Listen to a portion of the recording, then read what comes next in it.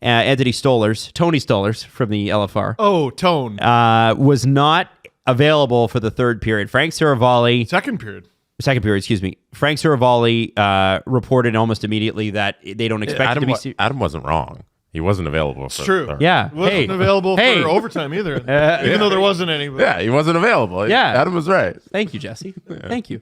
So Frank Saravalli reported immediately, basically, that they don't expect it to be that serious. Darren Dreger said this morning that he'll be undergoing tests, but didn't speak to the validity of Frank's report or back it up in any way. Doesn't mean it's wrong. It just means he didn't have the sources. I'm not suggesting that. I am not suggesting that.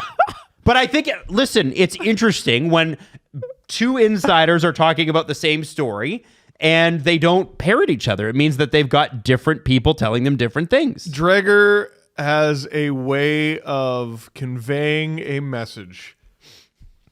He was very interesting with a Ranger story recently, I will just say.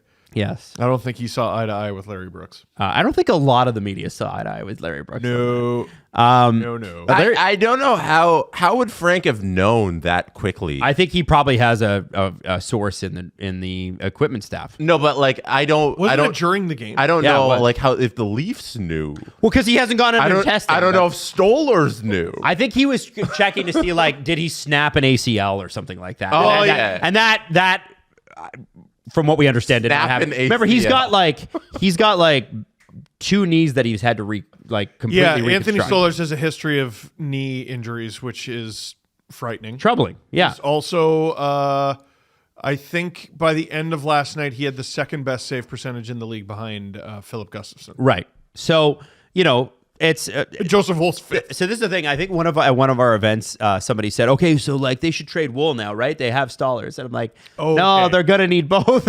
They're gonna need both. This is why you have both. This is why." And they called up Dennis Hildeby, and I got news for you. He's gonna play games unless Stolarz is fine and makes his return to the lineup. The Leafs have, I think it's 3 straight weeks with back-to-backs. Yep. And Hildeby, I think, and it's Wool, right? Like, God bless the guy, but like the Leafs have 2 great goalies right now, and you're way more worried about one of them getting hurt, and it's not Stolarz. It's Wool. Yep. Keeping him healthy. So you got to think if Stolarz is out for all 3 of those back-to-backs, that's at least 3 Hildeby games. Yep. And you're probably going to want to get him more. Artur Akhtimov. Just on the goalie thing, Nick Barden in the press box pointed out that like it should be Matt Murray time, but it's because he covers the Marlies. He knows that Matt Murray left a couple of games ago with an undisclosed injury. It's unbelievable, and is just always injured, and they don't know how long he's going to be out. So. And he has had a good season. Yeah, he's been decent down there. I mean, none of the Marlies goalies have played that many games. None of them have even reached double-digit games played. But that's because it's a trio, not a duo. It's Akhtimov's played 9, Hildeby's played 6, and Murray's played 6. And I look at Akhtimov's numbers, and people were like, "Oh, why can't we see him?" And I'm like, let him cook, man. Just give it time. Guys played 9 games. You feel for Murray, who's trying to work his way back. So little play last year, 3 total AHL games, and then now this season 6 games, and 6th game he's injured. So Akhtimov's got 9 games under his belt. He has not lost in regulation. 8-0-1. And has a .929 save percentage and a less than 2 goals against average. I know we hate that stat, but that's a pretty cool stat line. You have to score, or the Marlies only have to score 2 goals to win. The problem with Artur Akhtimov, from what I can see, is that he's not 6'7" every time he steps on the ice. He's only 6'2".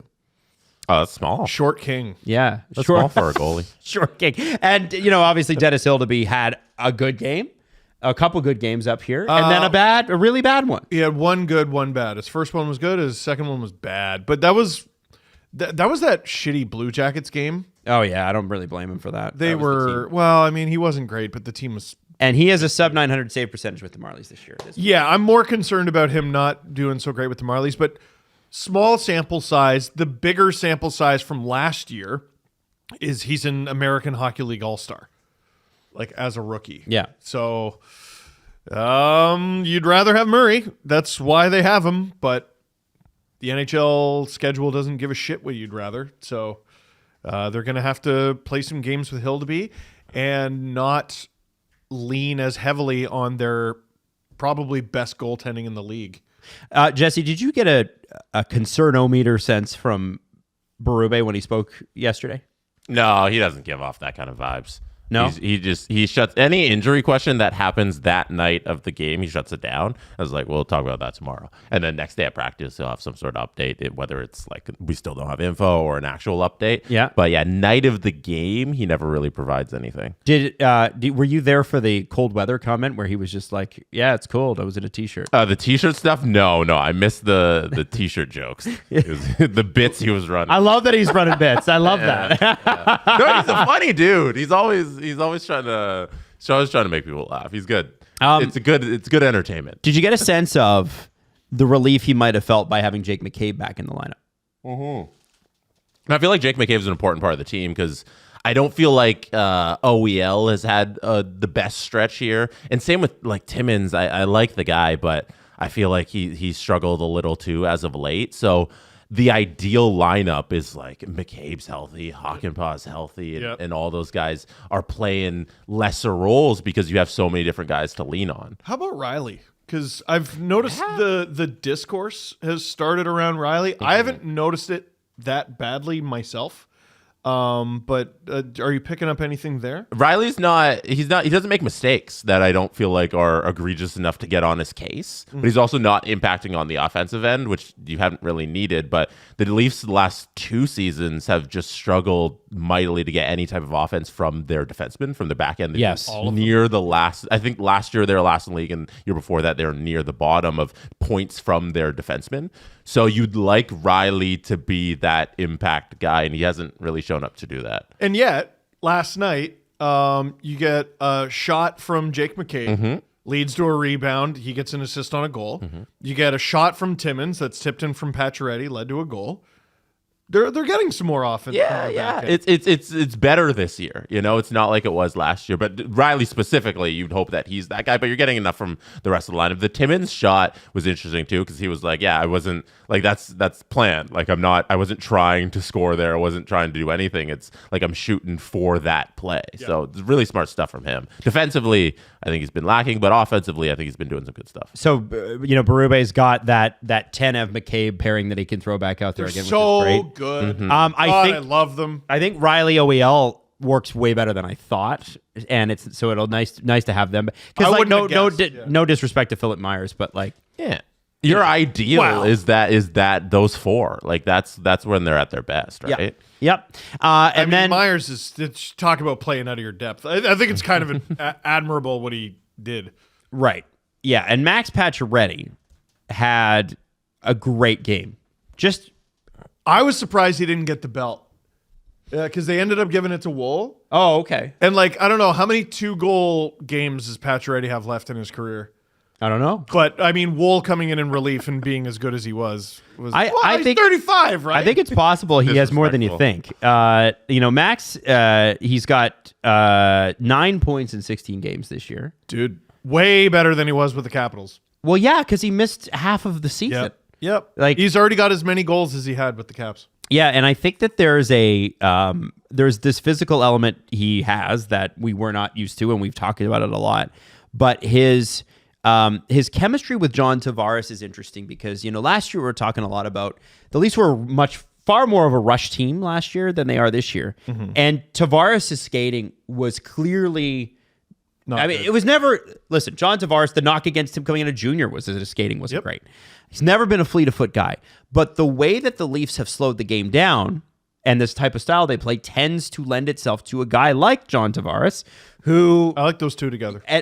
So I want to talk a little bit with you two about the hockey that those two play together because it seems to be two guys who recognize to varying degrees that their skill sets are not as high end as they used to be. It doesn't mean they're not good. It just means that you're physically different at 30 than you are at 36.